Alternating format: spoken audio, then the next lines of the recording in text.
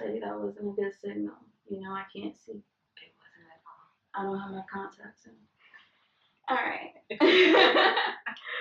Hello, my name is Jessica, and today I am interviewing Jazzie Jae. She's a poet.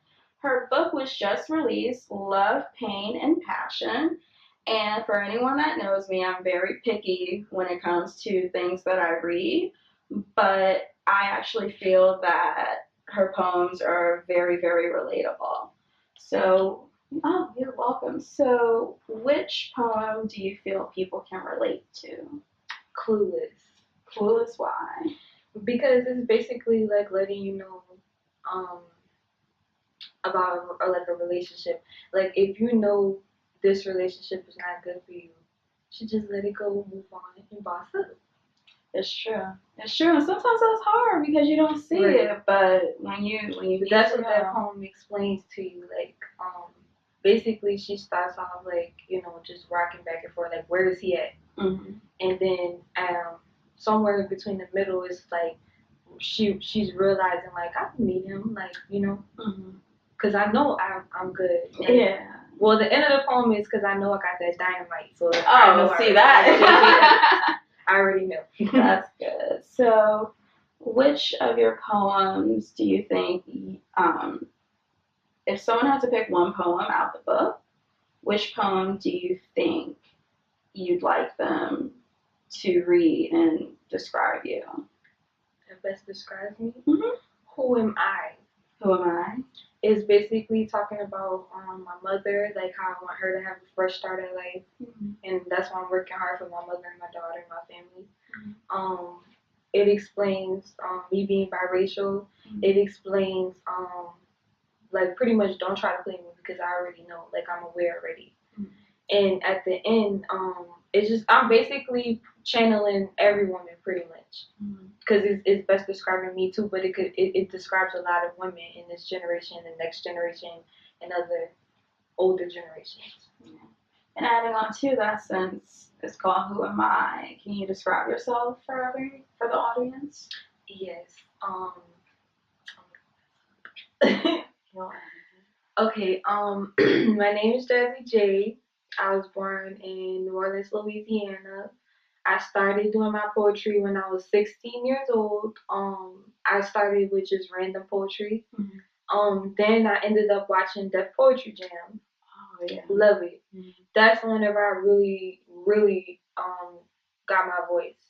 Because they understood everything that I was going through. Like they were expressing their emotions how I wanted to. Because I'm a shy person, so I'm not good at like speaking, but I'm good at writing down and letting you know what I have to say.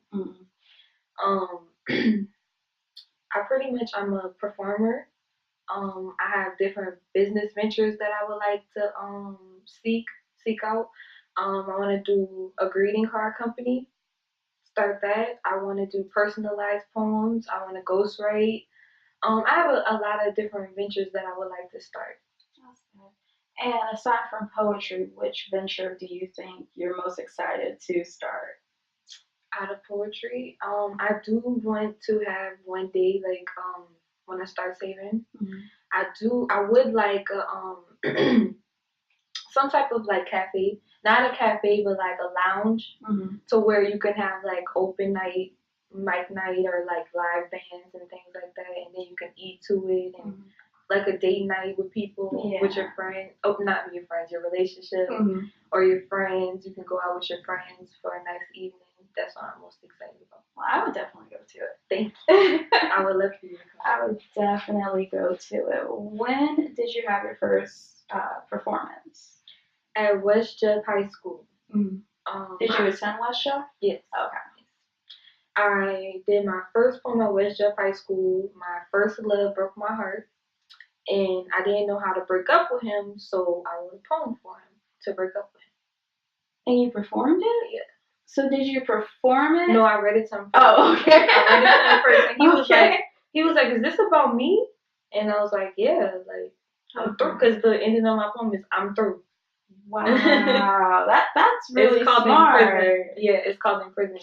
And I read it at the talent show because I didn't think it was any good until he actually even told me it was good, and it was about him.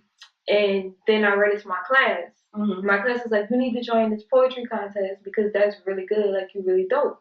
So I did the poetry contest. It was about 3 or 4 of us, and I actually won off that point. Really? Yeah. That definitely will boost your spirit. At that point, did it make you confident, like, okay, I can do this? No, because I feel like now I'm more confident because the audience that I perform with now, it wasn't like West Jeff because West Jeff is a big school, and then they had parents that came, they had different people that came outside of West Jeff. So our auditorium is big, so it was a lot of people there, and then they had the light shining in my face, so I couldn't see anything. But now it's more intimate because I have a smaller crowd.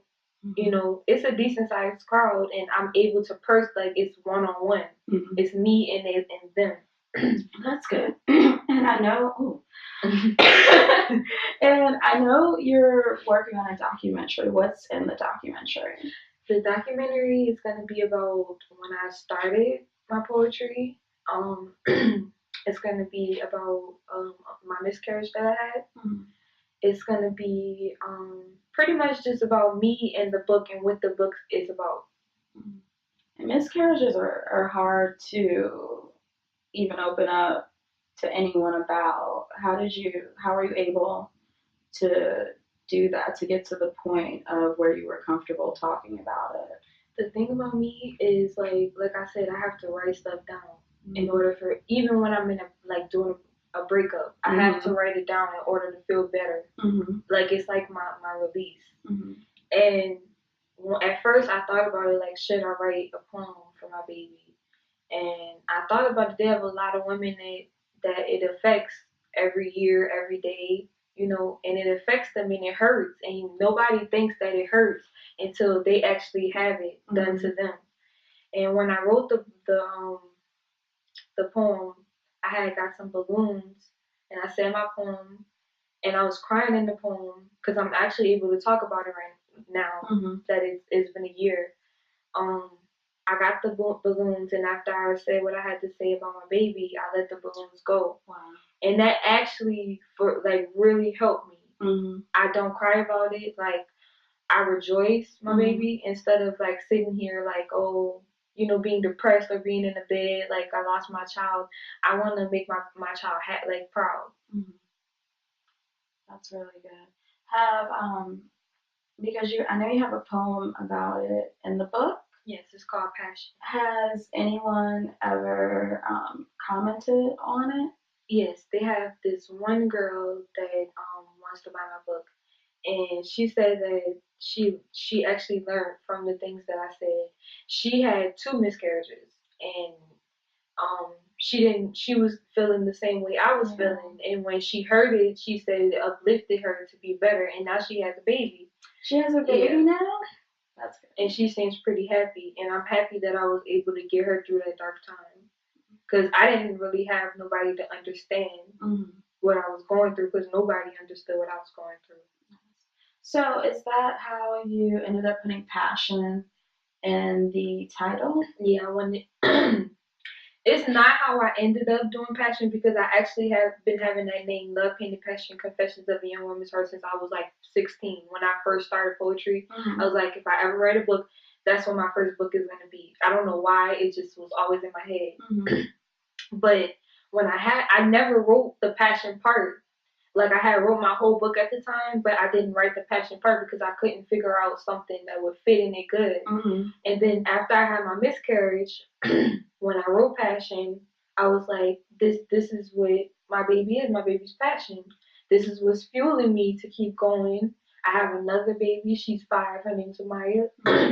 Them 2 keep me going. No matter if he or she's in heaven right now, I want them to be proud, her or him to be proud of me.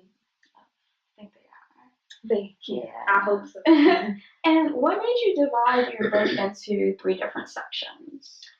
Because I feel like that's what a woman goes through: love, pain, and passion. First, you start off in love with anything. You could be in love with your job. You could be in love in relationships. You could be in love with a lot of things. but then that pain always seeps in.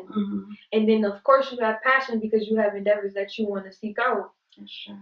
So, and then I named it Confessions of a Young Woman's Heart because it's coming from my heart. Like, my experiences from family and friends, like women from that I know closely, or just TV, anything. Yeah. You know, like anything that a woman went through, I felt like I wanted to put it in the book.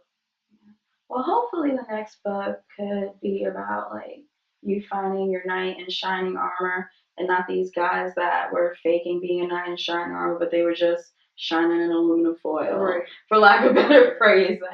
But I want to stay away from relationships with my next book. I have a poem in my book called Unfaithful. You read it? Yeah. Yeah. I want to do a book like that. That's which good. Is like different, like kind of like a novel of poetry. Like different stories and have a twist at the end. And how many poems are in this book? It's 45 poems. That's a lot. 96 pages. And how many poems do you have in your head right now? About, I want to say 25, 30. That's a lot. Yeah.